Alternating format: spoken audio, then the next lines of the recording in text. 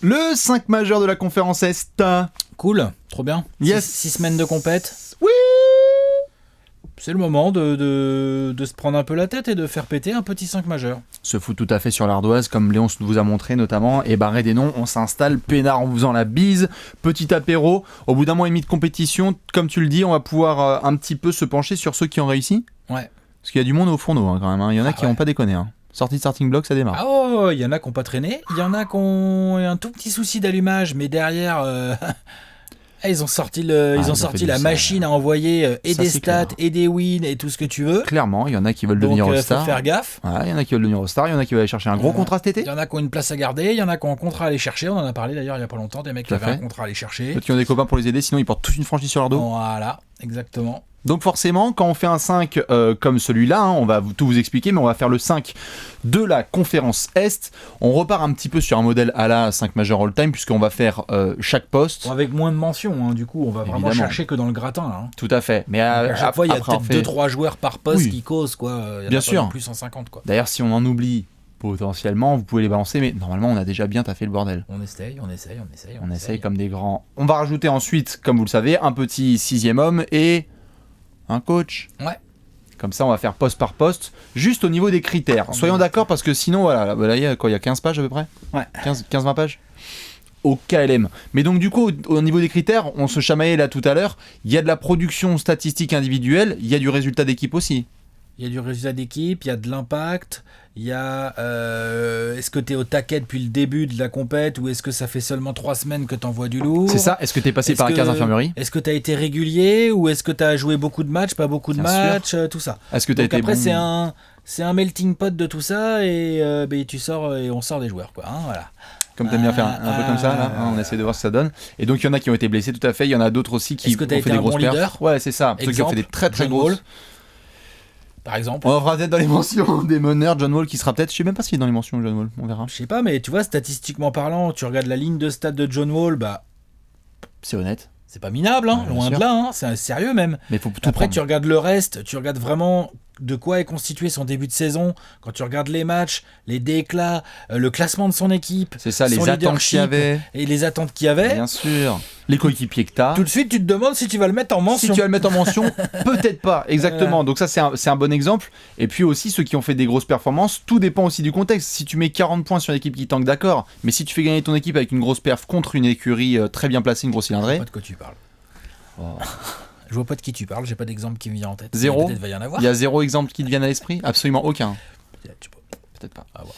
Dans tous les cas, on va commencer. Donc on va faire les meneurs, les arrières, les ailiers, les éléphants et les pivots. Vous devez évidemment le faire en commentaire si vous voulez, nous dire un petit peu qui est votre 5 majeur de la conférence Est sur ces 6 premières semaines de compétition. T'es chaud ? Allez. Let's go. On commence par les meneurs. À l'Est, des meneurs, là dans mes petites notes... Il y a une belle compète, si je peux me permettre. J'en ai sorti 3. Il y a une belle compète. Il y a une belle compète, mais moi j'en ai sorti 3 qui est statistiquement... à moindre mesure pour l'un des 3, en termes de résultats, en termes de leadership, font vraiment le taf. Mm-hmm. Voilà. Tout à fait. Donc déjà, j'ai par exemple Kyrie Irving. C'est vrai que les Celtics, c'est pas la fête au village, là, ce début de saison. Ouais, la machine met du temps à se poser. Il y a des bruits qui sortent et tout. On a vu Kyrie qui était pas content des jeunes. Non, bien sûr. L'attitude, ça a pas l'air d'être ça. Le groupe vit pas si bien, finalement. Mm-hmm. N'empêche que Kyrie, il a eu quelques matchs au départ un peu compliqués. Après, il a rasé les cheveux. Et depuis, il envoie du sale. Voilà, c'est ça. Individuellement, il envoie du sale. Il a fait gagner quelques matchs où les Celtics étaient un peu dans la merde. Et s'il n'y avait pas eu un Kyrie en feu, t'aurais peut-être pas gagné. Tout à fait. Si tu regardes les grosses performances de ce début de saison, il y en a eu pas mal. Mais les 47 points de Kyrie Irving contre... 47 ? Je sais plus combien contre Toronto. Crois, ouais. Contre Toronto, enfin l'énorme match à 40 points de Kyrie Irving contre Toronto, c'est un main event individuel de ce début de saison à l'Est. Et en plus tu bats une grosse équipe. Et tu bats une grosse équipe. Donc du coup on a un Kyrie Irving, voilà, il est en 22 points, 5 rebonds, 6 passes, 2 interceptions, il shoot à 47%, à 38 de loin. Bien sûr. Enfin, tu vois, genre, la ligne de stats est vraiment propre. Bien sûr, et il y en a d'autres qui vont dire ouais mais il s'est pris des mixtapes par Jamal Murray, Victor Oladipo, et ça rend compte, et c'est pour ça que peut-être il va pas se faire péter. C'est pour ça que en fait là je le mentionne. Tu le mentionnes. Tiens, j'ai une autre mention potentielle, parce qu'il y en a certains qui vont le mettre en titulaire, peut-être que je vais le mettre, peut-être que tu vas le mettre. Il est à Charlotte, Kemba Walker. Kemba Walker, quel début de saison. Parce qu'en soi, si tu regardes Charlotte, les résultats sont honnêtes, mieux que espéré chez les fans de Charlotte et ailleurs. Affable, je pense que les fans ils se plaignent pas. Exactement, mais alors la production individuelle, oh là là. 28 points. 28 points de moyenne en année de contrat. 6 ou 7 passes, tu as fait des performances monstres contre Boston. Il y a 38 ou 39% de loin. Bien donc sûr. C'est tout à fait. Mais t'as un match qui, s'il n'y a pas un shoot au buzzer, t'as une victoire avec 60 points marqués. Ouais. T'as un match de 40 points contre Boston. Il met 40 points. Enfin, je veux dire, de qui on parle, quoi. Kemba Walker sur ce début de saison, en termes de scoreur pur, c'est peut-être. Tu dois avoir ça sous les yeux. C'est le meilleur scoreur de la conférence Est Bah écoute, peut-être Embiid, non? Embiid, il met pas un peu plus de points? Ou c'est pareil ou à En tout cas, Kemba est clairement... Là, j'ai la stat, là. Embiid est à 28,1, Kemba est à 28 tout court. Bon, en tout cas, t'es bien placé. Disons que tu scores pas mal de buckets. Voilà. Donc, Kemba Walker aussi, ça se mentionne. Tu en as d'autres? Ça se mentionne très fort. Kyle Lowry. Ah bah oui. Kyle Lowry, pour le coup, il y a zéro discussion. C'est le meilleur passeur de la conférence Est. Il est à plus de 10 par match. Général, alors peut-être pas le meilleur scoreur tout à fait, mais le général de l'équipe avec le plus de victoires. Je me dis pas de bêtises, il est meilleur, il n'y a personne qui fait plus que ça. Non, Kyle Lowry c'est bon. Non, Kyle Lowry il cartonne. Plus de 10 par match, régularité. 16 points, 4 rebonds, il est là tout le temps. Il est tellement sale. 46% au shoot, 36 de loin. Là, et on compte pas les passages en force, etc. provoqués et tout. Et les Raptors sont premiers de l'Est. Et les Raptors, tout à fait, c'est ça, l'équipe avec le plus de victoires. Tout à fait. Différent. Bien sûr. Les Raptors sont premiers de l'Est. Ouais. On avait dit oui, Kyle Lowry, il est peut-être pas très content. Le contrat, on lui a enlevé des Rosanne, on lui met Kawhi. Ça a l'air d'aller. La réponse avec Nick Nurse en coach, bien sûr. Et les quelques matchs où il n'y avait pas Kawhi, il n'y a pas eu de soucis. Il n'y a pas eu de problème, tout à fait. Et Kyle Lowry, on l'a vu, c'était en triple-double contre Atlanta. Dès qu'il n'y avait pas Kyle Lowry, il a fait t'inquiète, laisse, je gère. Et évidemment, comme on l'a dit, du Kemba et du Kyrie, ça score plus. Mais alors en termes de points passe, Kyle Lowry, c'est exceptionnel. Leadership aussi. Bien sûr. Kyle Lowry, mine de rien. Très bien. Ah ouais. Kemba bien son leadership sur le début de saison. Mais Kyle Lowry très très bien. C'est top. Et Kyrie, je pense que c'est inférieur, clairement. Ouais. Puisqu'il a beau gueuler et nous expliquer que le vestiaire ceci, le vestiaire cela. Moi, j'ai envie de lui dire, gros, c'est qui en fait qui a déjà joué des finales NBA dans cette équipe ? Bien sûr. C'est qui devrait un peu. Ouais, d'accord. Il est jeune encore, Kyrie, mais si là il s'impose pas en leader, avec un Brad Stevens sans coach et tout, qui lui donne les ballons offensifs, enfin tu vois. Tout à fait. Voilà. Juste deux petites mentions pour cutter parce qu'ils sont en dessous. Tu parlais de John Wall tout à l'heure, il est vraiment quand même un rang en dessous. Ben Simmons c'est un rang en dessous, oui. Pareil. Et puis sinon quand tu fais le tour, ça va, il y a pas d'autres meneurs. T'as des joueurs qui font des bons débuts de saison. Je dirais que Bledsoe fait un bon début de saison, mine de rien. Ça va. D'Angelo Russell c'est pas mal. Ouais.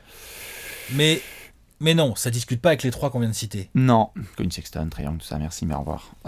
Il faut cutter. Qui vous avez mis en meneur de la conférence Est ? Parce que ça, c'est un gros débat. Hein. J'ai Kyle Lowry. Oui. Moi, j'ai Kemba Walker. Ok. Boum. Kemba Walker pour monsieur, Kyle Lowry. Très bien. Voilà, de toute façon, on va débattre après. On enchaîne ? Donc Kemba Walker pour monsieur et Kyle Lowry pour Bibi. L'arrière, le deuxième arrière. Tout à fait. L'autre guard. Tout à fait, parce que comme tu fais bien de le mentionner, parce que deux forwards et un pivot. On n'est pas All-Star Game ici, on met des pivots. Non, t'as bien raison. Tout à fait. T'as bien raison de le mentionner parce qu'on va pas faire les 5 joueurs préférés. Deux forwards et un pivot. Bien sûr. Genre, je veux dire, Blake Griffin n'est pas un pivot. Non, désolé. Voilà. Il est sympa, mais non. Pour citer un exemple au hasard. Tout à fait. Chez les arrières, on peut parler de monsieur Toto Oladipo. Qui a loupé des matchs donc il en a joué 16 il en a loupé, il a eu aussi un peu de mal à se mettre en route et en termes de shoot. Il y a eu un très gros shoot contre Boston, mais il a assuré sa production quand même. Sûr, et surtout ce qui est vraiment intéressant chez Toto Oladipo, c'est que même quand il shoot pas hyper bien, il pèse quand même sur le match en allant chercher grave du rebond. Bien sûr. Genre il est à presque 7 par match depuis le début de saison. Ah non, pas mal, c'est bien sûr. En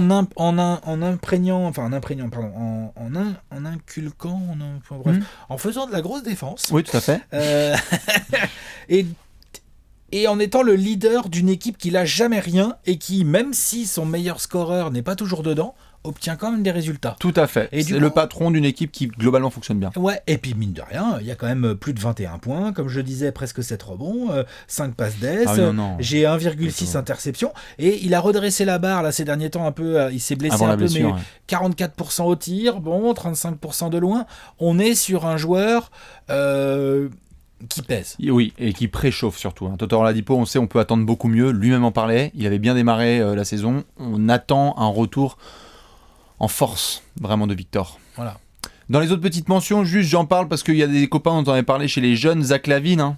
Zach LaVine et Caris LeVert, parce que certes il y en a qui sont blessés et tout, mais Zach LaVine, attends juste, Zach LaVine, faut commencer juste à être respectueux. Certes les Bulls en chient, mais Pépère il est en 25-5-5. Ouais, il fait ses stats dans une équipe de merde. Pas nombreux à faire ça. Oui, mais on se méfie des joueurs qui font les stats dans les équipes de merde. Regarde Booker l'année dernière. En fait, il n'empêche que dans l'Est, les meilleurs marqueurs, il y a Zach LaVine. Exactement, mais on a toujours plus de mal à apprécier la performance, que ça gagne jamais. Et puis alors ça défend quand même pas beaucoup. Ah non, ça défend pas.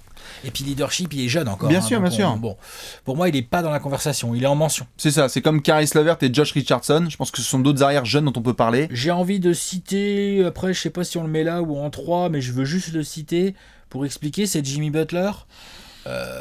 On peut pas le mettre là vu qu'il n'y a pas assez un négro. Il a joué que 7 matchs. Voilà. Par contre, s'il continue sur la même lancée, s'il gagne 2 matchs sur 4 avec des game winners, à 55% au tir avec des gros tirs tout clutch, et tout ça, et puis mine de rien, il y a plus de 20 points par match. S'il continue comme ça, il va y être. La prochaine fois qu'on fera peut-être ce genre d'émission, il y aura peut-être une petite évolution. Tout à fait. C'est pour ça que juste j'ai mentionné pour ceux qui ont été là depuis le début, vraiment Josh Richardson c'est pas mal parce que t'es quand même avant point moyenne. Josh Richardson. Les résultats collectifs c'est un peu plus tendu. Mais c'est ça qui le dérange, et aussi Caris LeVert qui était au début hyper transcendant, mais qui s'est blessé. Il serait peut-être beaucoup plus dans la conversation. On est d'accord, surtout que les Nets jouent pas mal. Hein. Bien sûr. Est-ce qu'il y a d'autres petites mentions? Bradley Beal? Oui, on peut le mentionner, mais c'est un peu comme John Wall. Désolé, mec. Les stats sont pas tout mal. Eh oui, mais bon. Mais là, désolé, tes stats sont bien. Bien sûr. Ton bilan est dégueulasse et tout ce qui se passe autour de la franchise et tout nous laisse flairer que ça se trouve, d'ailleurs, en plus, le temps que cette vidéo sorte, ça se trouve, il sera à l'ouest. C'est ça. Hein, et c'est pas une expression. Attention. Tim Hardaway Jr. Tim Hardaway Jr. Ça fait ses stats. Hein. Ça fait ses stats aussi. Dans une équipe qui est pas qui n'est pas dégueu. En tout cas, qui fait des résultats crades, mais bon. Après, est-ce qu'il y a d'autres mentions où on a fait à peu près le tour? Je vérifie s'il y a du blasphème. Non, Toronto, Philly, Milwaukee, Indiana, Détroit. Non, d'ailleurs, Reggie Jackson, désolé, mais on le mentionne pas à la main. Hein. Ça va, mais non. Je pense qu'on peut tranchouiller. Ouais. Qui tu nous as mis? Moi, en fait, j'ai tranché, j'ai mis Laurie à côté de Kemba. Et j'ai mis Kemba. Donc en fait, on a le même backcourt. Ouais. Ah ouais. Bien sûr. Lauri Kemba, c'est petit, certes, mais voilà. Là. Ceux qui ont mis Toto Oladipo, allez-y si vous respectez absolument les postes. Mais c'est tellement les deux meilleurs guards de ce début de saison. Ouais. Je suis d'accord. Il y en a qui vont mettre Kyrie à titre individuel. Et ce sera pas démérité. Je peux pas le mettre devant Lauri. Alors certainement pas devant Kemba. Et je peux pas le mettre devant Lauri. Pareil. Lauri pèse trop sur le jeu. Lauri distribue trop bien. Sur ce début de saison, c'est vraiment bien ce qu'il fait. Bien sûr, clairement. Donc on est d'accord sur ce petit backcourt. Ouais. On enchaîne avec les ailes. Allez, le poste 3, les forwards. Quoi. Là, il y a un peu de monde. Chris Middleton. On est quasiment à 20 points, 5 rebonds et 5 passes pour une équipe de Milwaukee qui est podium. Et deuxième, ils sont deuxième aujourd'hui au moment où on fait cette vidéo. Et puis en plus, il y a 41% de loin, mine de rien. Ah non, mais Middleton, de toute façon, on en parle comme All-Star. Ça allait un peu moins bien ces derniers matchs. Oui. Mais ce qui est assez intéressant, c'est que même quand ça va moins bien, il va chercher il prend des rebonds. Et puis il défend bien, Middleton. Vraiment, c'est vraiment bien son début de saison. Et en plus, on sent que ça pourrait être encore mieux. Ah oui, clairement. C'est quand même pas mal. Monsieur Kawhi Leonard, petit ailier, a raté quelques matchs, mais il a quand même joué 16 fois. En fait, il a joué autant qu'Oladipo. Ouais. Et puis alors, en termes, tout de suite, tu fais Kawhi, tout ça, machin et tout. Puis là, tu tombes sur sa ligne de stats là. Là, tu tombes sur 24 points, 8 rebonds et quelques, presque 9. 3 passes, quasiment 2 interceptions, 47% au tir. Tu fais il y a des money time de chier de Kawhi. Bizarre d'ailleurs. Ça. Oui, c'est vrai.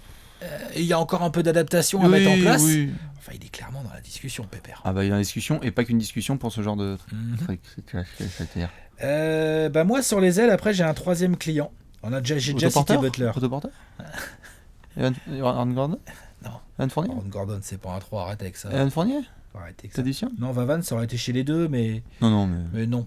T'as qui? Pas. J'ai un certain Giannis Antetokounmpo. Ouais, bon, je pense que oui. Je l'ai mis en 3, mais il joue beaucoup 4 cette année. Hein. Il joue 1, 2, 3, 4, 5, 6, 7. Et en fait, ça m'arrange de le mettre 3. Toi aussi? Ah merde, toi aussi. Oh, d'accord. Ouais, Giannis titulaire. Autant que t'es, parce qu'en plus, juste si tu regardes. Indiscutable. Bien sûr, il n'y a pas de forwards. Sur les ailes, il n'y a pas. Bon, c'est aussi le départ de Brown, mais il n'y a pas aussi une énorme concurrence sur les postes d'ailier. Je veux dire, si tu fais la liste des ailiers qui font vraiment le taf sur ce début de saison. C'est pas tip top oui, puis, à l'Est. Disons qu'il y en a le mec qui fait limite le plus le taf, faut attendre de voir Butler. Et sinon, le mec qui fait le plus le taf, c'est ou Kawhi ou Middleton, le lieutenant de Giannis en fait. C'est ça. Ça donne une petite idée aussi des ailes des Bucks. Voilà. Mais donc partons sur Giannis Antetokounmpo qui, on est d'accord, est notre ailier titulaire. Ailier titulaire et candidat au MVP. Ouais, bah oui. Il est plus que candidat, clairement. Il il est dans fait partie des favoris. Oui, clairement. 27 points, 13 rebonds, 6 passes d'ess, 1,5 contre, 1,5 interception. Mine de rien, alors à 3 points, il y a encore du taf, mais il y a quand même 57% au tir. Donc, quand il arrive à se créer des situations. Plus de toute la NBA, parce que c'est même en drive, les layups, il a encore bien progressé. Bien sûr. Et puis au pire, ça te prend le rebond sur la gueule et ça te met un N1.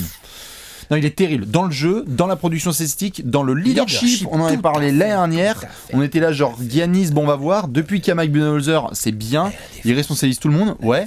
Quand il y a eu 1 ou 2 défaites, il était là, genre, circulation de balles aussi. Giannis, il kick out beaucoup. Non, bien sûr. Non, c'est bien. Giannis, c'est vraiment. De toute façon, c'est le leader, c'est le meilleur joueur de la deuxième meilleure équipe de l'Est. Il n'a pas encore ses 24 piges. Non, il vient de fêter. Il est fait là. Là, en décembre. Bah, si vous avez 24 ans, n'hésitez pas à avoir le seum. Si vous avez 24 ans et que vous croyez que votre vie est réussie, regardez Giannis Antetokounmpo ce qu'il fait. N'écoutez pas Alex. On a tous 24 ans, on a tous eu 24 ans. Exactement. Vous faites des choses bien vous aussi. Moi à 24 ans, je faisais pas aussi bien que Giannis. Bon, je faisais des stats un peu moins bonnes. Oui, mais je faisais un peu moins de stats. Giannis et notre été où tu iras le chercher, PJ Tucker. Vas-y, PJ Tucker, tu pourrais le chercher. Giannis, c'est l'ailier titulaire par contre. On est d'accord. Ah oui. Il n'y a aucune discussion possible. Si ça peut être l'ailier fort titulaire, c'est à votre choix. Le 2 titulaire, le meneur, comme vous voulez. Kyle Lowry, Kemba Walker, Giannis Antetokounmpo. Ailier fort. Pour le moment, on est d'accord. On passe sur les ailiers forts. Il y a un peu de concurrence. Ouais. Il y a des gars qui sont sympas. Vas-y, balance des noms. Chad Collins. Vas-y, balance des noms, arrête. Non, mais évidemment, le premier qui vient à l'esprit, c'est Blake. Hein. Oui. Blake Griffin. Moi, je trouve qu'il n'a pas de concurrence sur le poste d'ailier fort. Si on reste sur les ailiers forts purs, à partir du moment où on met Giannis en 3, je trouve que Blake Griffin est c'est le plus faible poste en termes de concurrence à l'Est. Bah, c'est-à-dire qu'il y a Giannis. Arrête avec ça, faut arrêter. Non, mais il est sympa. Je regarde. Non, je regarde. C'est un role player, quoi. Oui, tout à fait. Je regarde les mecs qui pourraient avoir. Putain, c'est vrai qu'à l'Est, voilà. Oui, c'est pour ça que je te dis. À partir du moment où tu mets Giannis en 3, bah en fait, ton ailier fort, c'est Blake Griffin. Hein. Point barre. Et attention. Ne lui enlevons pas de crédit. Non, lui enlevons pas de crédit. 25 points, 10 rebonds. Il y aurait d'autres ailiers forts qui leur mettraient la bouge pas, je l'ai là. 47% au tir, 37 de loin. Il s'est même mis à défendre un poil. Clutch. 50 points contre les Sixers, une des plus grosses perfs de la saison. Bien sûr, ça joue très bien. Non, Blake, en soi, t'as raison de le mentionner, c'est important, c'est pas un choix par défaut. Je l'aurais mis de toute façon, mais en plus, il a pas trop de concurrence. Tout à fait, il y aurait d'autres gars en concurrence, il les aurait mis dans la poche arrière. Vu le début de saison que fait Blake. Non, parce que je cherche que. J'aime bien Siakam Ibaka, ils font du bon taf, tu vois, mais ils sont pas au niveau de Blake Griffin. Non, mais ils sont pas au niveau niveau de... Ensuite, chez les Celtics, Orford, tout ça, bah non. D'ailleurs, ceux qui mentionnent Tatum chez les ailiers. J'aime bien l'épaisseur super début de saison, mais Douce, Adeosun, tout ça, non. Après, t'as qui est fort en termes d'équipe, qui est-ce qu'on a un peu en haut du classement. Les Bucks, bah, c'est Giannis, donc on en a parlé. Tu vois, voilà, pour moi, il n'y a pas de... C'est Blake Griffin. À discuter, c'est Blake Griffin. Blake Griffin, on est d'accord. Point barre. On va passer au pivot. Là, déjà... Il y a déjà plus de Cosette. Et au pivot, il y a un peu plus de j'ai un candidat que je trouve bien incontestable, mais il y a beaucoup plus de Cosette. Par exemple, le copain de Blake Griffin déjà. André Drummond. 19 points, 16 rebonds. Ouais, et il y a déjà 6 ou 7 matchs en 20-20. Ouais. Donc c'est d'une violence rare. Il a travaillé en plus. Autant je trouve feignant sur le parquet, autant ça se voit qu'il bosse à l'entraînement parce que le shoot, les lancers francs, le positionnement, un peu de défense. Moi j'ai beaucoup aimé son match. On en a parlé là quand on a fait un apéro sur les Pistons là récemment. Ouais, contre les Rockets. Contre les Rockets, vraiment, j'ai trouvé bon, vraiment Drummond. Bien sûr. Donc il est dans la Cosette, quoi. Il est dans la Cosette quand on fait les pivots de l'Est, ouais, clairement. Nikola Vucevic. Pire que dans la Cosette, parce qu'à la limite Drummond c'est sympa et il fait des gros stats etc, mais il a Blake à côté de lui. Nikola Vucevic c'est le meilleur marqueur et le leader d'une équipe d'Orlando qui ramène dans le top 8. Arrête. Il est en 20 points, 10 rebonds à 40% à 3 points, 50% au tir, laisse tomber 80% 55% au tir, il est presque à 40% à 3 points. Il y a personne qui a ces stats sauf potentiellement Karl Anthony Towns, mais c'est tout. Impressionnant. C'est de ouf. Vucevic, pareil, il va aller chercher l'étoile. Hein. Mais il est dans la discussion. Quel talent il a en même temps. Offensivement, franchement. Bien quel sûr. joueur. Parce qu'au poste, il est chaud. Ah non, il est relou. Tous ces petits hooks, là, tous ces petits touchés. Les Lakers, ils s'en souviennent encore. Ces petits push-shots, là, et tout. Putain, le match qu'il a fait contre les Lakers, là, c'était violent. Ah ouais, non, vraiment. Bien sûr. Fabuleux début de saison, vraiment très très beau. Quoi. Ah non, faut le mentionner. Hassan Whiteside a fait quelques grosses perfs. Il un vrai meneur pour faire du pick and pop, lui. Hassan Whiteside a fait son début de saison, il a fait de la grosse perf. Rebond, il est là. Ouais, il avait Après, fait. C'est régulier. C'est régulier. Il avait fait des gros matchs contre San Antonio, etc. Où vraiment il était. Je veux dire par là, c'est important de l'avoir vu en haut de la couverture. Il y a eu des soirées où t'as fait waouh, Whiteside quand il joue comme ça, le hit est dangereux. Ouais. Le problème c'est que quand Whiteside joue sérieux, bah le lendemain. Le problème c'est quand ta phrase commence par quand Whiteside joue comme ça. Ouais. Ou si. Ça c'est un problème. Ouais. Là, c'est un souci tout de suite, là. Compliqué. Brook Lopez. C'est bon, on a fait le tour. Non, il y a 2-3 gars dont on veut parler rapidos, mais évidemment tous les Jonas Valanciunas, Brook Lopez, tous les mecs. Il y a des mecs quand ils font leur début de saison, on n'a même pas mentionné Al Horford, tu vois, je veux dire. Non, mais Al Horford, c'est pas tout mal. C'est pas tout mal. Mais c'est pas tout ouf. Mais c'est pas ouf non plus, bien sûr. Tu vois, Miles Turner, je ne me peux Dwight, pas rentrer dans cette conversation. Dwight, non. Jarrett Allen. Enes Kanter. Non, forcément, on cut, et bon, le cut. The process. Joel Embiid. Bah ouais. Voilà. Bah ouais. Mais n'empêche que, bon, lui. Vucevic, il fait super début de saison. Mais à un moment donné, Joel Embiid. Non, mais il a 28 points de moyenne, Joel Embiid. Il a dit, avant de démarrer la saison, je vais être candidat à MVP et défenseur de l'année. Le mec, il a fait. Il arrive, il fait Merde. Ah ouais. Il est vraiment dominant, quoi. Je veux dire. Je te mets dans the spot. Il est vraiment dominant. Ouais. C'est le meilleur joueur de la conférence Est sur ce début de saison ? Non. Pour moi, c'est Giannis Antetokounmpo, et j'assume totalement. Oui, d'accord. Clairement. Non, c'était juste pour voir ce qu'il allait. Clairement. Mais attends. Mais il est pas loin. Si quelqu'un vient me dire, moi je mets Embiid meilleur joueur de l'année, je vais pas lui faire là le blasphème. Putain, le blasphème. Non, je mets Giannis Antetokounmpo pour 2 raisons. Ils ont le même âge, à peu près, les deux. Je crois que Embiid est un poil plus vieux, mais voilà, ça se bataille, quoi. Donc c'est pas là-dessus que ça se joue. Les deux vont être All-Star. Enfin, après, si ça non, c'est bon, ça va être Ségal à All-Star. Voilà. Je trouve le leadership de Giannis, je le trouve très supérieur. Et ensuite, si. Embiid, Giannis, il nous parle que d'équipe depuis le début de saison. Il nous parle que de jeu, il nous parle que qu'il est content, que les Bucks ça va bien. Embiid, lui, il nous dit je veux être MVP, je veux dominer. Je respecte à fond. Mais je te dis, moi, je pense qu'en termes de coéquipier, je pense que Giannis, c'est juste génial. Et en plus, Giannis, je dis pas que c'est pas bien d'avoir Embiid dans un vestiaire, mais je pense Giannis, c'est quelque chose d'encore plus dingue. Et en plus, Giannis, beaucoup plus polyvalent. Pour le coup, il est intouchable là-dessus. Oui, bien sûr. Et puis les stats, en fait, sur Giannis, leadership, Giannis prend 13 rebonds aussi, comme Embiid. Non, je dis juste, faudra revoir sur les histoires de leadership parce qu'on est pas mal influencé par les résultats collectifs. Et je veux dire, Embiid motive pas mal les mecs. Je veux dire, l'intégration de Jimmy Butler, si elle se passe bien aussi comme ça. Non, je finis. Pas dire ce que j'ai pas dit. Si Jimmy Butler, il est aussi bien intégré comme ça, et s'il y a des résultats moyens, c'est aussi il y a d'autres gars qui ont pas fait leur saison. J'ai pas dit que Embiid n'était pas un bon leader. J'ai dit que je pense que Giannis est en train de se mettre encore une classe au-dessus, et qu'en plus, si tu regardes les stats, en fait, Giannis, il a des meilleures stats. En fait. Ah oui, voilà, non, mais bien sûr, en dominant. Bien sûr, en dominant, Giannis, mais un point de moins, mais il prend autant de rebonds. Oui, mais de toute façon, il fait beaucoup plus de passes d'ess. On en discutait avant les previews, quand en début de saison on démarrait, on était là, qui allait être le meilleur joueur de l'Est. Il y avait du Kawhi, du Embiid, du Giannis. Non, sa bataille. La bataille, elle est violente. La bataille, elle est entre Giannis et Embiid. Elle est même Kawhi, c'est ça, même pas dedans. Il est pas encore. Peut-être qu'il viendra, mais pour moi, il y est pas. Clairement pas. Donc on est d'accord sur le même 5. Dans la bataille, ils sont ouf les deux. On a Lowry et Walker, Giannis, Blake et Embiid. Ouais. Et il nous faut un 6e homme. Qui vous met déjà, est-ce que vous avez le même 5 et ensuite qui tu mets en 6e homme? Victor Oladipo. Ouais, quand même, le mec il pèse, même quand il shoot mal, il arrive à peser, je trouve ça fort. Après, j'aurais pu mettre Kawhi, j'aurais pu mettre moi je mets Vucevic. Vucevic, voilà. Ouais, bon, je mets Oladipo, bon allez. Ah bien sûr, non, de toute façon. Et en coach, parce qu'il y a une grosse bataille quand même entre deux copains, entre Mike Budenholzer et Nick Nurse. C'est sans disrespect pour ce que font Nate McMillan, Dwayne Casey. Borrego, il fait du bon boulot. Hein. Oui. Non, mais tu vois, mais je vais pas le mettre coach bien sûr, là, mais non. Non, ça joue entre Nurse et Bud. Putain, les deux quoi. Alors Bud, l'autre, il arrive aux Bucks. Alors ça y est, les Bucks, c'est l'équipe qui shoot le plus à 3 points. C'est l'équipe qui a la meilleure attaque avec quasiment la meilleure défense ou l'inverse, je sais plus. Enfin, tu vois, genre c'est quand même ouf. Hein, je mets Budenholzer. Et Nurse, l'autre, c'est un coach rookie et il est premier de l'Est et genre, il n'y a rien à dire. Je mets Bud. Moi, je mets Nurse. Ah putain, je suis très impressionné. Non, hyper impressionnant le début de saison. Le bon taf. Ouais. Genre, les Raptors, alors je pense qu'ils défendent bizarrement, ils défendent un petit poil moins bien que l'année dernière, mais t'as aussi la pace qu'il faut se les donner et tout. Bien sûr. Mais putain, comment ils attaquent trop bien, comment ils attaquent trop mieux qu'avec Dwayne Casey. Plus régulier dans les résultats, plus régulier dans les perfs. C'est très bien. Le truc de Bud, c'est la révolution totale en fait. C'est que Milwaukee d'une saison à l'autre, là, c'est n'importe quoi. C'est le jour et la nuit en termes de résultats. C'est incroyable. En fait, ce sera la course va être folle au niveau du coach de l'année. Hein. Entre les deux, il y aura d'autres gars aussi qui vont être en discussion, mais entre Nurse et Bud là, quel que soit votre choix, il est bon. Franchement, c'est impossible de dire genre. C'est un peu comme entre Embiid et Giannis. C'est ça. Quelque part, le choix, il est bon, quoi. Ouais, après, les gars qu'on connaît et qu'on attend un peu, parce qu'on va essayer d'en refaire une dans quelques semaines, essayer de voir un petit peu ce que ça donne. On va essayer de refaire ça, on va essayer de se redonner faut qu'on se donne au moins ouais, janvier, un truc comme ça, on va essayer. C'est ça, début janvier. Mais les mecs qu'on attend, il y a du Totor Oladipo qu'on attend au taquet. On attend de voir si Butler continue sur cette lancée aussi, parce que dis donc, si Butler continue comme ça, les Sixers... Non, bien sûr. Attention. Il va aller taquiner les mecs à l'arrière. John Wall, Bradley Beal... On attend de voir si ça se fait trader ou si ça se met enfin à jouer.